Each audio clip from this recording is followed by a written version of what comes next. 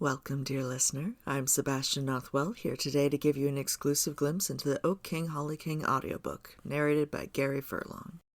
If you're just tuning in, we're on the 4th chapter of a gay Victorian fae romance, and magic is about to become undeniably real for our mortal clerk, Wren Lofthouse. Enjoy! Chapter 4. Butcher loomed in the doorway. As Wren blinked up at him in astonishment, so Butcher stared down at Wren with something like merriment and satisfaction twinkling in his dark eyes. "What are you doing here?" Wren demanded. "I've fulfilled the first object of your quest," Butcher replied in a rumbling voice that thrummed through Wren's own breastbone. "I've given your regards to the restive quills." "So I heard," said Wren. "How did you find them?" "The bones told me." Just as Humphreys had said. How consistent of them. Almost as if they read it off the same script. Wren withheld a sardonic smile. "And pray tell, what bones are these? How do they speak to you? May I see them for myself?" Butcher's brow furrowed, yet his hand didn't hesitate as it dropped beneath his cloak and withdrew a fist-sized leather pouch to proffer to Wren. Wren took it warily. The leather felt warm in his palm. He pulled open the tie at the neck and peered down into the pouch's depths. 5 knuckle bones the size of dice gleamed white amidst the dark shadows. "From a sheep," said Butcher. "I cast them on the stones, and they showed me where I might find my quarry." Wren had to admire his use of theatrical property. He drew the pouch closed and handed it back. Butcher secreted it away in the folds of his cloak, revealing as he did so the silver rabbit fur lining of the black wool garment. "Where did you acquire your costume?" Wren asked. For the first time in their short acquaintance, Butcher seemed reluctant to answer. Indeed, if Wren didn't know better, he'd say he looked almost abashed. Still, in the stirring bass voice with a hint of a burr, Butcher replied, "I made it." Wren raised his brows. Butcher might take more pride in such an accomplishment if it were truly his accomplishment and not the accomplishment of his theatre's dressmaker, which Wren thought the more likely outcome. "Did you indeed?" Butcher cleared his throat and held out his left hand. Dark lines wore through his weathered palm like tree rings, and his long fingers bore more than a few calluses. It looked more like a sailor or farmer's hand than the hand of a thespian or an aristocratic eccentric. "Tonight, I join the wild hunt to slay the beast that has devoured the children of the Court of Moons. If you will venture out with me, I will show you that all I spake of rings true." This, then, was the trick. No shell hidden beneath a cup or halfpenny pulled from behind an ear, just a fairy tale to lure Wren out of the city. To what end he couldn't fathom. Yet even as his rational mind supposed that such an adventure could only end in mugging or murder, his romantic soul stretched its withered wings and soared at the notion of leaving the suffocating fog of Staple Inn behind to venture out into the wilderness beneath the full moon. Furthermore, if he did end up murdered, it meant he'd never have to copy out another account book again. And if he must end in murder, Wren supposed he'd rather have a strapping specimen like Butcher slide the knife into his heart. A morbid smile curled Wren's lips. "Very well. I accept your challenge." So saying, he grasped Butcher's hand with his own. Warmth suffused his touch and flowed up his arm to the elbow. He'd quite forgotten what the touch of another person could feel like, much less a handsome stranger. Recognition tingled in his fingertips and kindled a voiceless longing in his heart. All too soon, Butcher broke off their handclasp, not unkindly, and with a look that suggested to Wren's fevered imagination that he wished for more as well. But he broke it nonetheless and turned to glide down the staircase with heavy tread. Wren snatched his coat and hat from the cupboard and fumbled locking up twice in his haste to follow him. Though the almanac declared this the night of the full moon, none of its silvery light penetrated the fog that hung over London. The yellow flame of the gaslights lining the streets proved a poor replacement. Still, they sufficed for Wren to keep sight of Butcher as he took 2 quick steps for every one of Butcher's lengthy strides. Butcher led him north out of Staple Inn onto Holborn and turned westward. Holborn became Oxford Street. They passed fewer and fewer clerks returning home after a long day, and more unfortunates just beginning their night's work. Then they came upon Hyde Park. The gaslight of the street didn't reach far beyond the park's iron fencing, leaving the verdant depths in the dark. Rather than continue on the road past the park, Butcher strode through Cumberland Gate and on into the darkness. Wren supposed he should have guessed as much and followed him. While Wren had never before personally availed himself of the many services offered by diverse persons in Hyde Park by night, he'd heard all the rumours, not just of painted ladies, but also of gentlemen seeking anonymous, like-minded company. The Horse Guards in particular, with their barracks in Knightsbridge, had quite the reputation, and as Wren stared at the shadowy outline of Butcher's feathered cap, he could well imagine the tall, brawny, self-assured stranger as a member of that particular crew. Such poise and carriage would serve a man well astride a warhorse, though if that were the answer to Butcher's riddle, Wren wondered what deuced purpose the medieval costume served. If Butcher wasn't a soldier in the Horse Guards, perhaps he was auditioning for a role as an ornamental hermit in the park, assuming he hadn't been hired on as such already. Butcher threw his arm out to block Wren's path. Wren stumbled to a halt and aimed a quizzical eyebrow up at him. Through the course of their journey through the park, his eyes had adjusted to the darkness, and he could just perceive the silvery outline of Butcher's profile. Butcher appeared stoic as ever, looking not at Wren, but at something ahead of them on the path. Wren rolled his eyes and trained his gaze on the deeper shadows beneath the overhanging tree branches. At first he saw nothing. Then a thud resounded on the packed earth, a hoofbeat. The limbs of a dead tree emerged from the shadows. No, Wren realized, not leafless branches after all, but the antlers of a stag.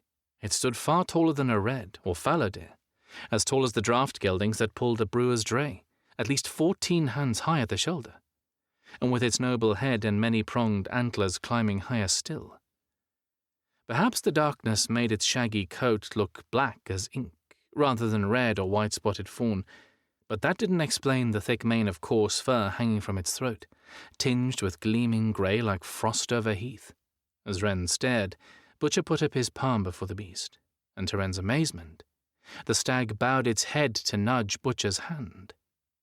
Butcher patted its broad bovine nose, and the stag let him, tame as any fireside hound. The stag startled Wren for many reasons. First, its monstrous size and apparently docile nature and Butcher's familiarity with it. Second, not only was it out of season, Hyde Park being stocked with deer only during spring and summer, not autumn.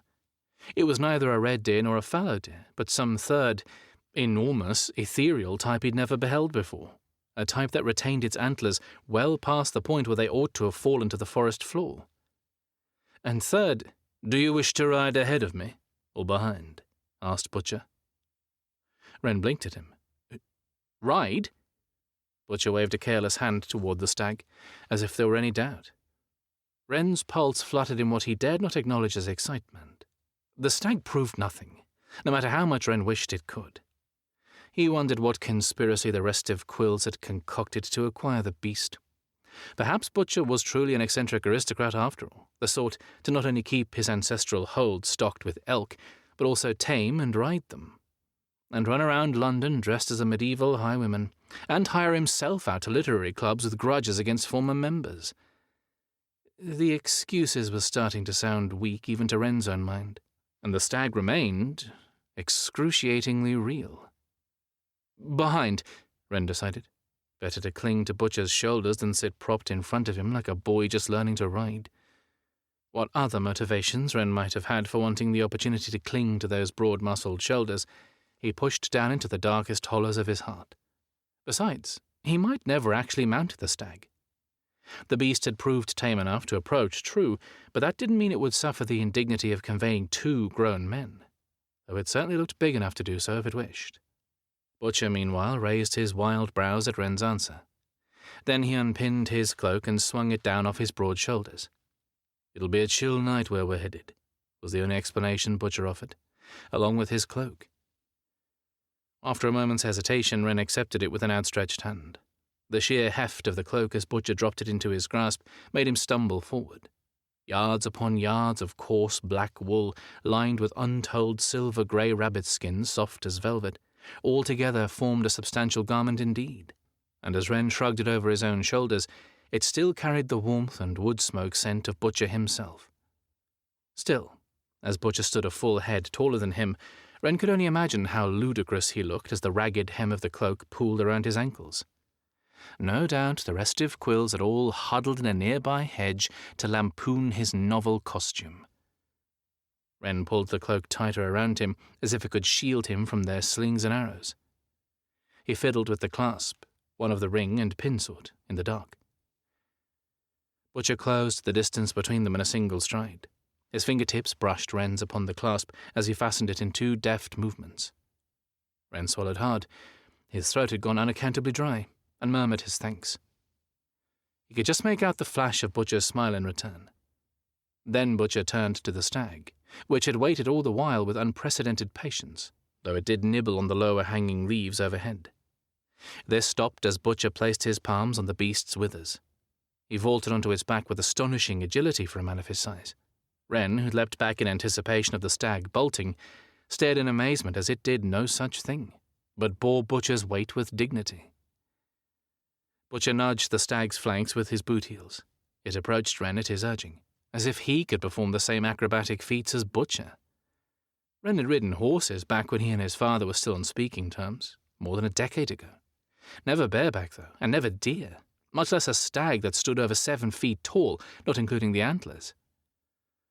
Regardless, Wren would hardly give up without having a go at it. Rather than come to a halt beside him, however, the stag continued on past him towards a looming shadow. Wren belatedly recognized it as a tree stump cut off just above his own knees. Wren required no further urging to clamber atop it. Butcher bent down to offer Wren his hand. Wren clasped his forearm.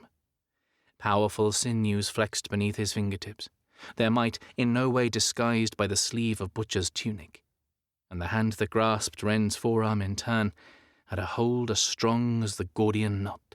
Wren braced his free palm against the wiry fur of the stag's back. He leapt. Butcher heaved, and then he was up. Wren glanced round from his new perch, breathless with exertion and wonder alike, sitting taller than he'd ever stood in all his days. The stag's muscles shifted beneath him. Bereft of stirrups and not trusting the grip of his thighs, Wren's hands flailed to brace himself, and landed on Butcher's shoulders.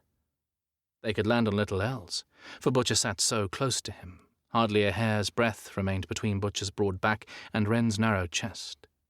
Wren's slender thighs aligned beneath Butcher's, and as for his fork and Butcher's fundament, well, the less said about that the better.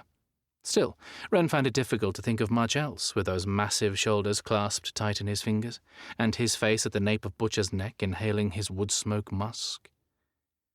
Butcher glanced back at Wren, but otherwise didn't so much as twitch beneath Wren's vice grip. If Wren didn't know better, he'd think Butcher smiled at him.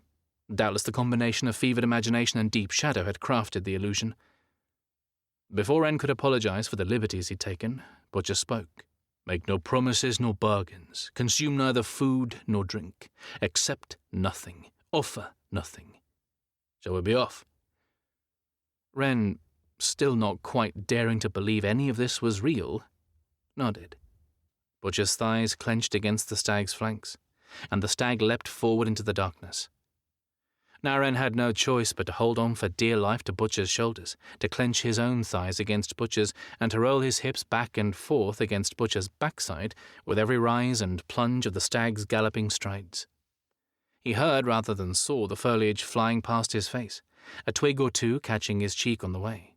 The cloak unfurled behind him like a banner in the wind. Wren had just caught enough of his breath to consider asking where the devil the stag was taking them, when he glimpsed something at last on the path ahead. A ring of pale mushrooms loomed stark against the black earth. They almost seemed to glow. A fairy ring, Wren thought to himself.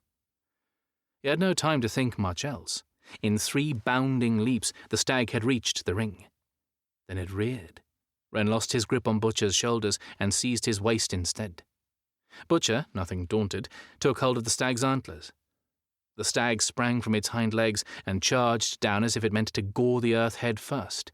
Wren cried out and wrapped his arms tight around Butcher's waist, bracing for the impact. None came.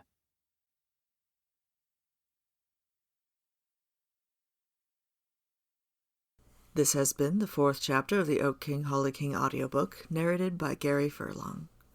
If you enjoyed what you heard today, you can find the full audiobook on Audible, Libro.fm, or quite possibly your local library through Libby or Hoopla. We'll be back next week with more Right Here, Right Queer. Until then, thank you for listening.